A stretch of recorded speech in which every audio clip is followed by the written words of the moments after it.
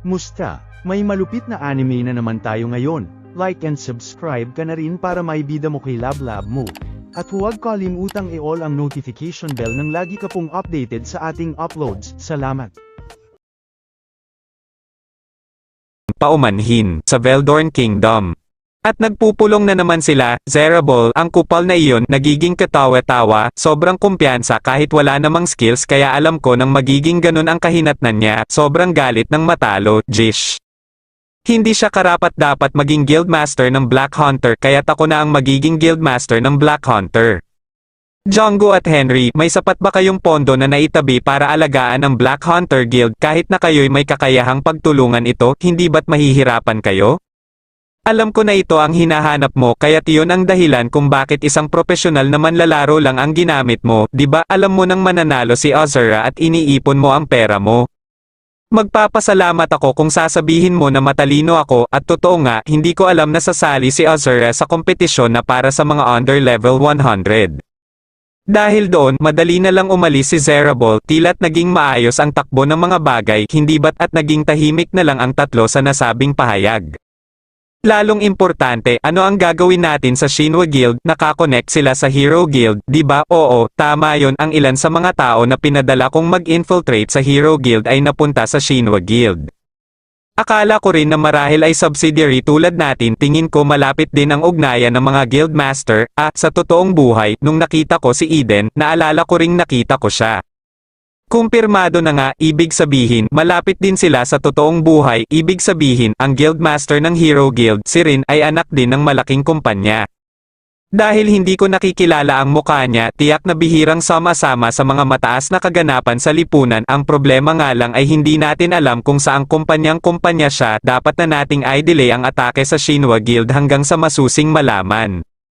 Tama, dapat tayong lumaban sa mga laban na kaya natin tinatanggihan ko ang anumang laban na walang mataas na tsansa ng tagumpay, pareho tayo sa ganyan.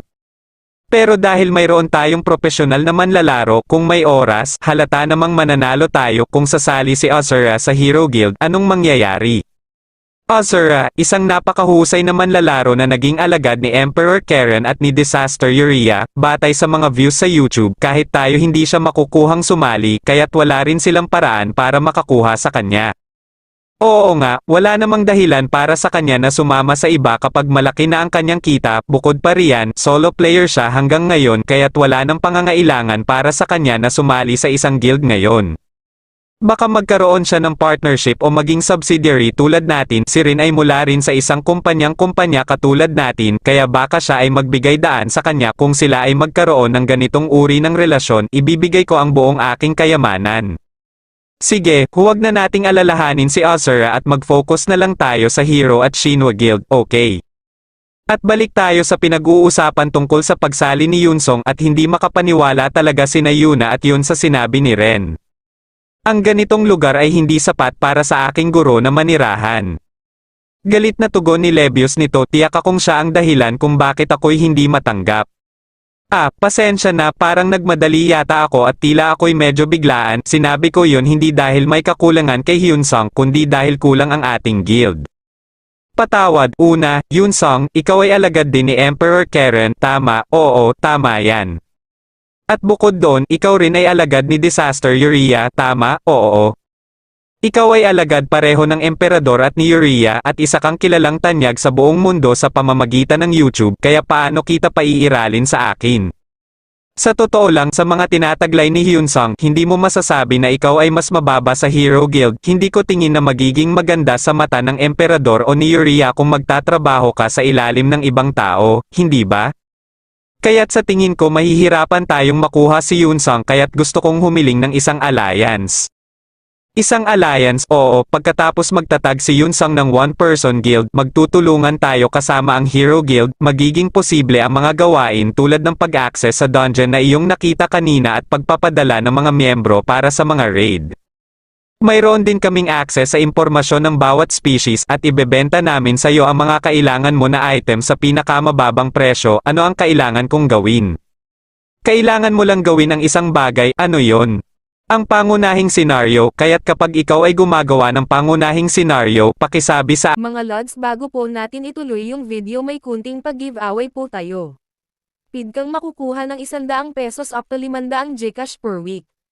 Madali lang para makakuha ng free Gcash, just subscribe, like and share para mapili. Huwag kalimutang mag-comment para mabilis kayong mapansin.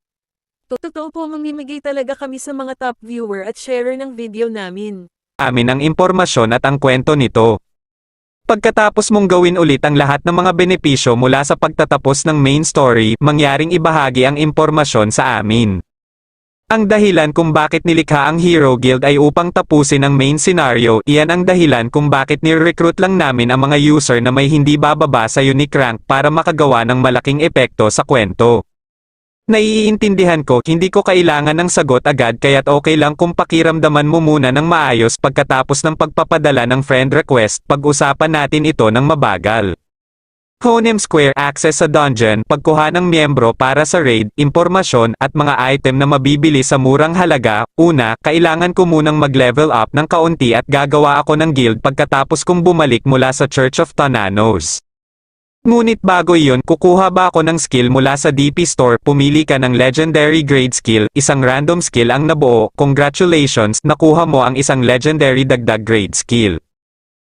Legendary Grade, ano ito? Bug. Sa gitna ng kagubatan, makikita natin ang isang halimaw na nakatayo na tinamaan na ng palaso sa balikat. Hindi alam kung ano ang tumama sa kanya, bigla na lang itong tinamaan sa sentido ng pana at ito pala ang bida ang pamana sa kanya.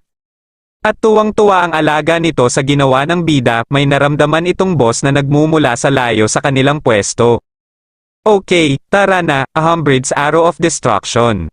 Isang skill na madalas gamitin ni Ahumbird, isang legendary hero na nagligtas sa kontinente mula sa panganib. Ang mga arrow ay kinakategorya sa Ahumbird's Arrow, Binding Arrow, at Arrow of Destruction at may kani-kanyang epekto. Ahumbrid's Arrow, gumagamit ng 300 MP at inilalagay ang kapangyarihan ni Ahumbrid sa arrow. Kapag ang arrow ay tumama sa target, nagdudulot ito ng pinsala na katumbas ng 300% ng attack power. Cooldown na 10 segundo, Ahumbrid's Binding Arrow, gumagamit ng 2000 MP at nagbibigay ng arrow na may binding power. Sa panahong ito, ang kahusayan ng bowmanship ay hindi tiyak. Kapag ang arrow ay tumama sa target, nagdudulot ito ng pinsala na katumbas ng 300% ng attack power at sa loob ng 1 minuto ang target ay mabibind sa bahagi na tinamaan. Cooldown na 10 minuto, Ahumbrid's Arrow of Destruction, gumagamit ng 10,000 MP sa bawat activation. Kapag ang arrow na puno ng destructive power ay tumama sa vital point ng target, nagdudulot ito ng pinsala na katumbas ng maximum na 40% ng stamina ng target. Bukod sa pinsala mula sa arrow, kapag hindi tinamaan ang vital point, karagdagang pinsala na hanggang sa maximum na 10% ng kanilang stamina ang idinudulot. Sa halip, pwedeng gamitin ang cooldown 1 beses kada araw sa oras ng laro. Ang bida ay naghahanda na napakawalan ang arrow sa distansyang ito kahit na sobrang layo pa ng kalaban. Parang ang mga pulang target ay ang vital points na kailangan kong tamaan. Pwede ko bang ilagay ang isang attribute sa arrow tulad ng kayang gawin sa Karen Swordsmanship? At may sinubukan ang bida ibang kasanayan na isasama niya sa kanyang palaso, tinatawag niya itong Pierce the Target. Nang pagkabitiw niya ng palaso, parang kusa na ito gumalaw saan niya nais mapatama at tumagos ito sa bandang dibdib ng halimaw. Kung maayos kong matamaan ang vital point, bukod sa pinsala, maaari kong idulot ang maximum na 3% na pinsala, at ipinakain niya ito kay Thona at tuwang-tuwa ito dahil sa binigay ni Yunsang sa kanya. Unang-una, hindi magiging aktibo ang narcolepsy kapag ginagawa ko ang third trace quest kaya't kailangan kong mag-level up ng marami. At balik tayo sa totoong mundo na habang nagluluto na ng agahan ang ating bida, paano mo nagawa iyon sa akin? Paano mo itinago na ikaw si Azura? May mga bagay ka pang itinatago, di ba? Sabihin mo sa akin. Ako ay isang god class, seryoso, tigilan mo na ang biro. Ang class ko ay tinatawag na Descendant of Thananos, at si Thananos ay isa sa pinakamalakas na mga Diyos na ang pangalan ay nauugma sa kamatayan at pagtulog. Totoo ba? Siyempre, bakit ako magsisinungaling? Ikaw nga ang laging nagsisinungaling hanggang ngayon. Sabi ko nga sa iyo, ako si Azure kaya't wala na akong itinatago, ganun ba? At maglipat tayo ng bahay, biglaan naman yata yan. Ang na-adjust na halaga para sa YouTube page ni Azura ay lumabas at mas malaki kaysa iniisip ko kaya naisip kong maglipat, nakalimutan ko nga, siya nga pala'y nasa YouTube. Hindi ako magdadalawang isip, gusto ko ang bahay na ito pero kung lilipat tayo sa isa pang magandang bahay, mas gusto ko rin yun. Go ako dyan. Tara na, maghanap tayo ng bahay at maghanap ng mga kagamitan ng sabay. Medyo mahirap para sa akin kung gagawin ko ito mag-isa. Heyok, pwede ko bang gawin ang interior design? Oo naman, astig.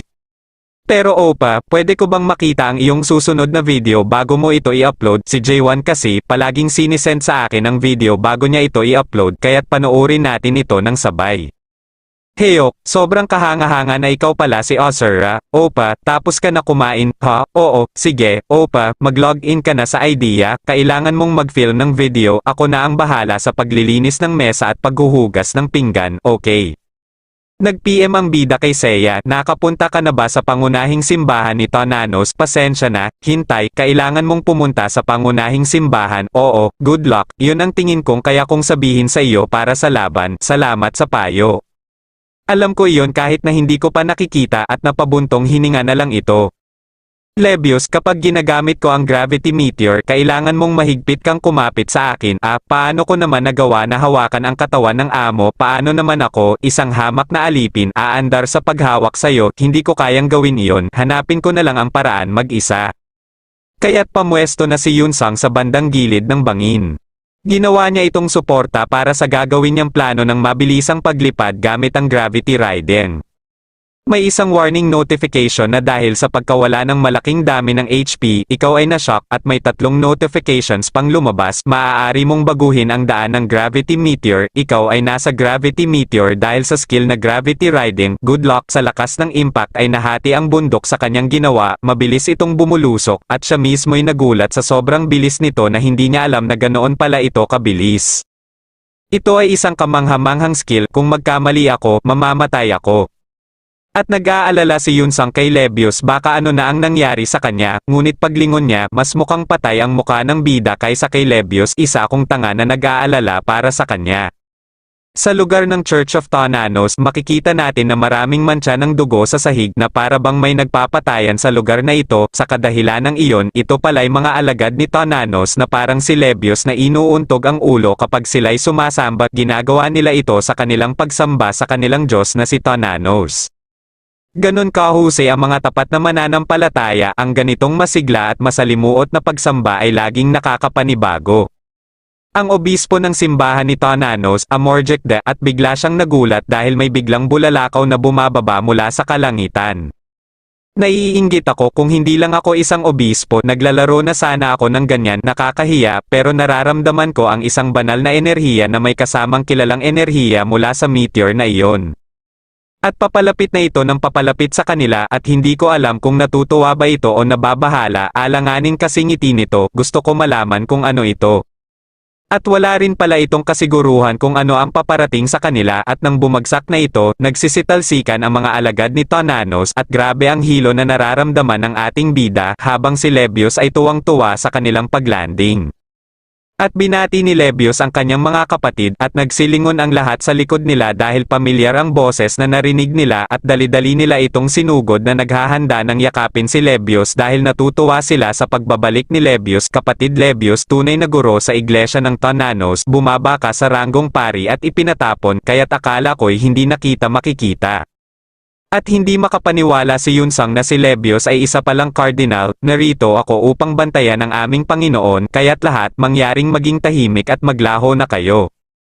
Nagulat ang lahat sa narinig na ang kanilang cardinal ay may isang master. Di kalayuan, may biglang sumigaw na ito ay delikado, kayong lahat ay magsiatras at naalarmahan si Yunsong kung ano ang paparating sa kanila na hindi niya maunawaan kung ito ba ay halimaw.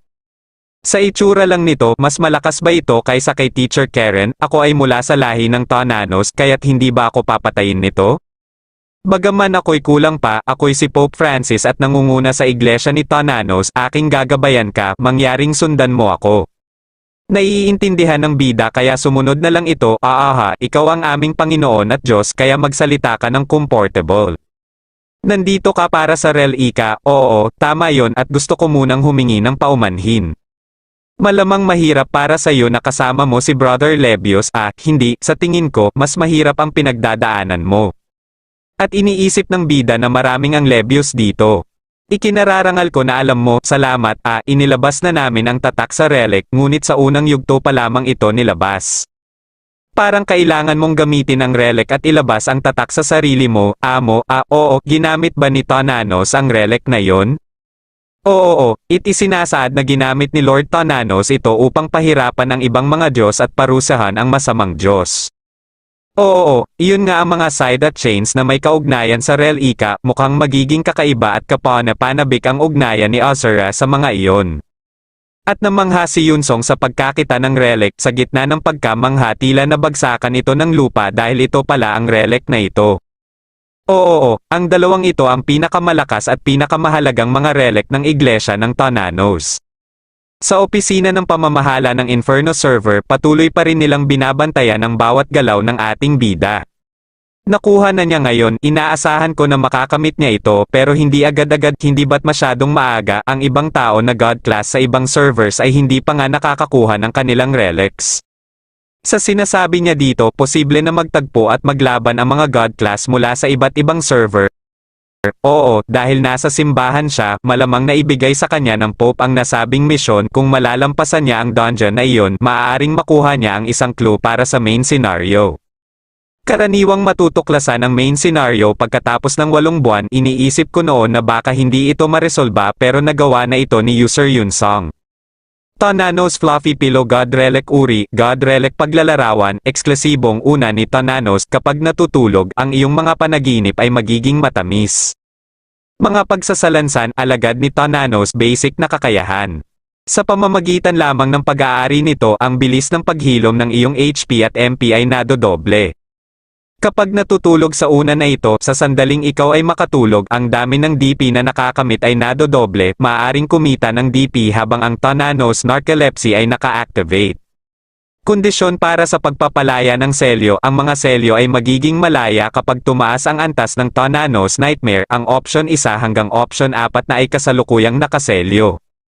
Kung ako'y magtataglay lamang ng unang ito, ang aking rate ng paghilom para sa aking HP at MP ay nadodoble, at higit dito, sa sandaling ako'y matulog dito, ang aking DP ay nadodoble kahit na ang Narcolepsy ni Tonanos ay naka-activate. Tonanos Soft Blanket God Relic Type God Relic Description, Tonanos Exclusive Blanket, sabi nga, kapag ito'y ginamit mo, magkakaroon ka ng malalim na tulog. Restrictions, aliping tagapagmana ni Tonanos Basic Skills. Sa pag-aari mo nito, ang tagal at epekto ng lahat ng negatibong kondisyon ay nababawasan ng kalahati. Sa sandaling matulog ka na may kumot na ito, magiging aktibo ang Tonanos Narcolepsy, at ikaw ay mahuhulog sa pagtulog. Sa panahong ito, ang dami ng puntos ng karanasan na natatanggap ay nadodoble. Ang narcolepsy na idinudulot ng paggamit ng kumot ay tatagal lamang ng 2 oras sa totoong oras. Mga kondisyon para sa pagpapalaya ng selyo, ang mga selyo ay magbubukas kapag tumaas ang antas ng Tonanos Somnambulism, ang option 1 hanggang 4 na ay kasalukuyang sarado. Kapag meron lang akong kumot, ang epekto ng aking debuffs at ang kanilang tagal ay nababawasan ng kalahati. Kapag ginamit ko ito para matulog, ang aking narcolepsy ay naa-activate at nakakakuha ako ng 2 beses na mas maraming experience points. At napabilib ang ating bida sa mga epekto nito. Na-disappoint ako nang makita ko ang mga ito, ngunit talagang maganda sila. Kung 2 oras sa totoong oras, maaari akong kumita ng dobling dami ng experience points sa loob ng 10 oras na laro sa isang araw. At biglang nagpakita ang isa pang alagad ni Tonanos. Nagtaka ito kung bakit iba ang Imperial. Napagtanto niya na nasa main church pala siya. Napansin ko na parang ayaw itong makita ni Pope dahil lumaki ang ugat nito sa may batok. At hindi inaasahan ng alagad na parang may nakita siyang hindi maganda sa kanyang paningin. Ahahaha, tila'y binasag mo ang selyo ng mga relic. Anong kahihiyan, sana'y binigyan ko pa siya ng matinding problema sa pamamagitan ng pagkuha ng relic mula sa emperador at kailangan pang pumunta sa simbahan pagkatapos, hahaha, at makikita natin sa mukha ng Pope na tila ba't natatae sa galit. Kahit na ikaw ay alagad, siya ang aming guro at ang ina po ng aming Diyos, masyadong malupit ang iyong mga biro. Magaling, Pope, hahaha, sige, aalis na ako ngayon, makikita-kita ulit sa susunod na pagtatagpo, Diyos ko. Oh, nakita mo yung masungit na bahagi sa akin, paumanhin, hindi, okay lang, pero may ginawa ba yung alagad? Parang mas galit ka dahil sa ayaw mo sa kanya. Ahem, kung totoo lang, may insidente noon kung saan kinuha ng alagad ang mga relic at gamit ni Tonanos at tumakas ang pangunahing simbahan ng relihiyon ang nag-aalaga ng mga item at relic kaya't hindi madalas maabot ang aming simbahan gamit ang karamihan ng teleportation scrolls. Ang iglesia ni Tonanos ay nawala ng maraming kapangyarihan dahil sa pagkuha ng mga relic. Karaniwan, ang iglesia ni Tonanos ang relihiyon na namumuno sa kontinente ngunit ang mga tao ay unti-unting bumabaling mula dito, maliban sa ilang tao at ilang mula sa ibang lahi, wala nang masyadong mga sumasamba. Ang mga tagasunod ay medyo ahem, naiintindihan ko kung sakaling makita mo ang alagad sana ay pagagalitan mo siya ng maayos at salamat sa paghahanap ng mga relic few, tiyak na naging mahirap para sa iyo, okay lang, tutulong ako saan man ako makakatulong, oo, alam kong maaaring maging labag ito pero pwede bang humingi ako ng tulong, oo, sige, anong hiling mo? Tulad ng nasabi ko, maraming mananampalataya ng iglesia ni Tonanos ang nawawala. Kaya naman kung nais mong subaybayan ang mga susunod na matitinding bakbakan ay tumutok ka lamang sa ating kwento at e-open mo lang ang iyong notification bell at huwag mo na rin kalimutan na mag-like, comment pagkatapos mong mag-subscribe. やめてください